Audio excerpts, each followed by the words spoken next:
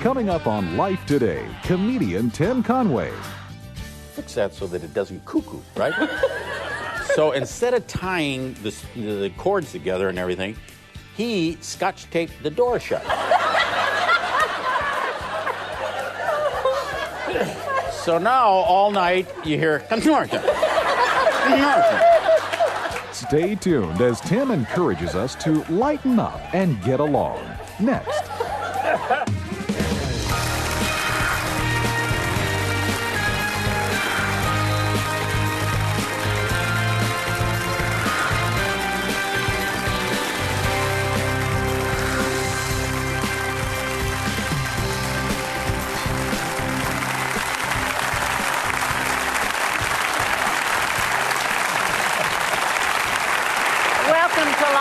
Thank you so much for joining us. We have a wonderful guest. I'm Betty Robison. This is James. We've got Tim Conway back. I've already laughed. My face hurts. I know.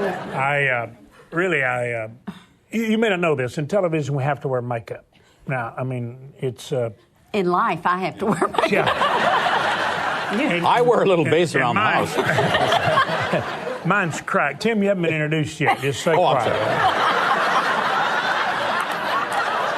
We really haven't decided if we're going to introduce you. Oh. Would you welcome Tim Conway to Life Today?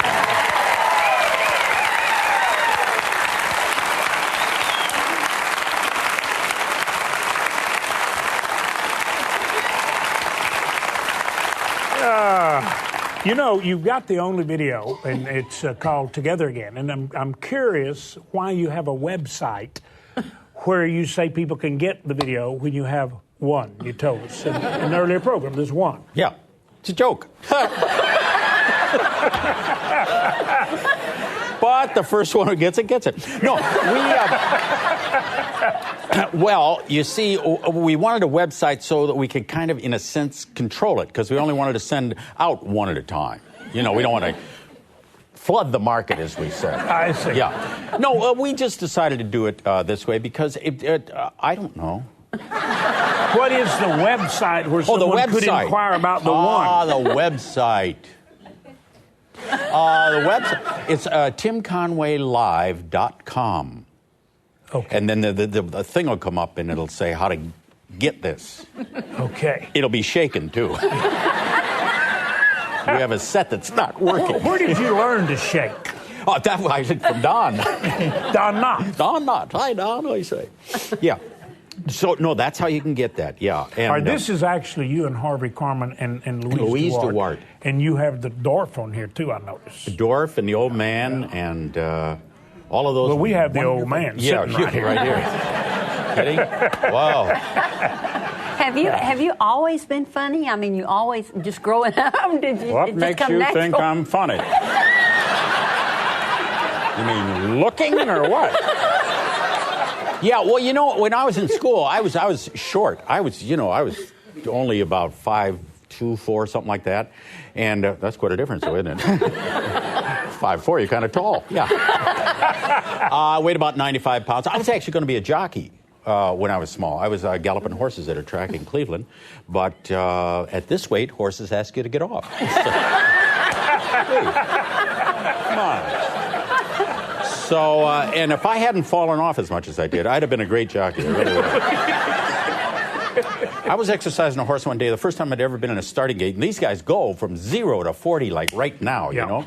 Gates open, and I look down the track, and here goes my horse, and I go, I should be on that horse.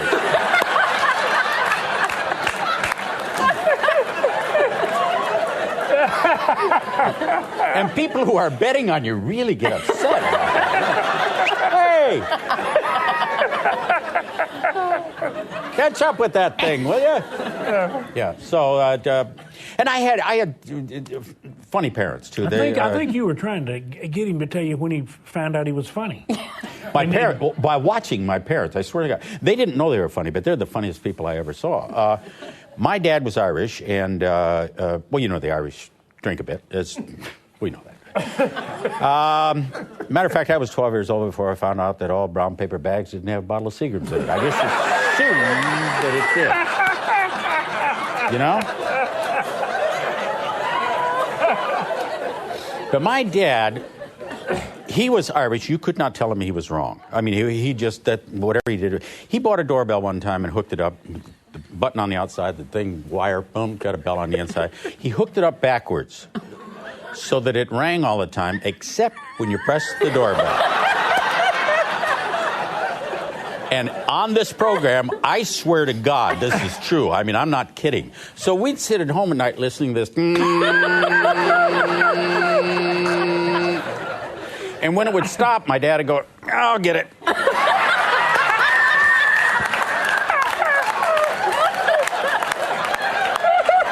Swear.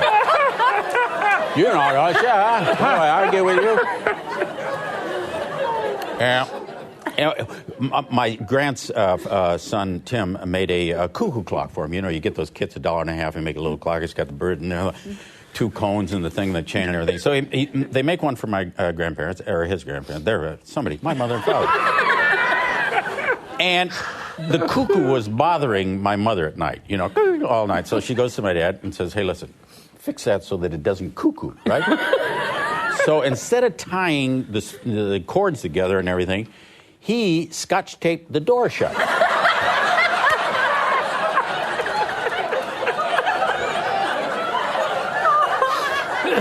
So now all night you hear Norton.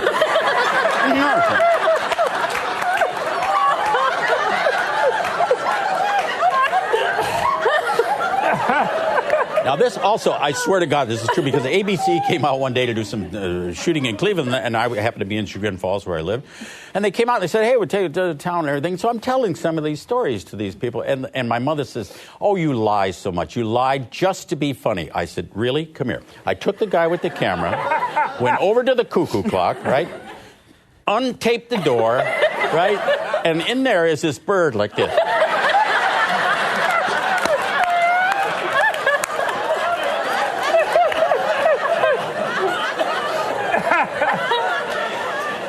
So that's when I became funny. Yeah, Did you have any other challenges when you were young? I mean, other than living with your parents? Challenges. Oh, yeah. Well, I was in the Army for hours. In the Army for 2 years, a little more than 2 years. When you're court-martialed, you get a little more time. So I had 2 years and about, I think, 3 or 4 weeks or something like that. The Army had no sense of humor. They didn't. I was stationed in Seattle. I defended Seattle for 2 years. And, as you know, we were not attacked. Is that right? That's right.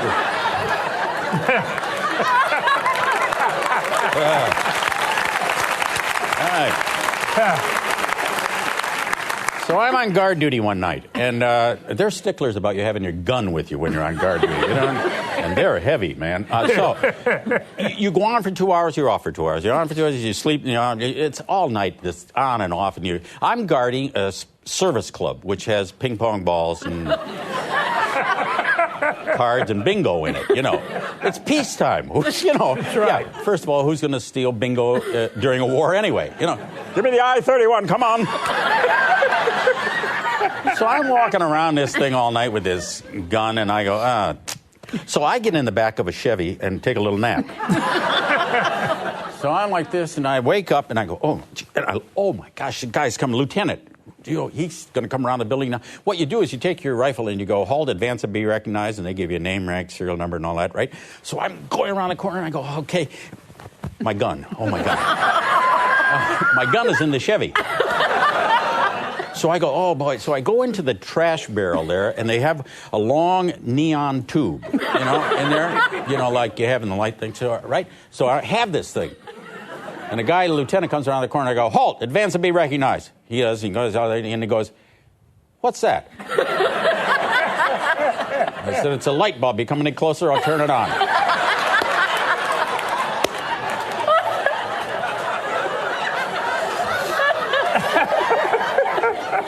So I paint rocks white, and I put them from here over there, and you know. So. I started out in life, I was meant to be something, I don't know what I am. I'm nothing. But anyway, when I was born, I was very sick. So I didn't get baptized.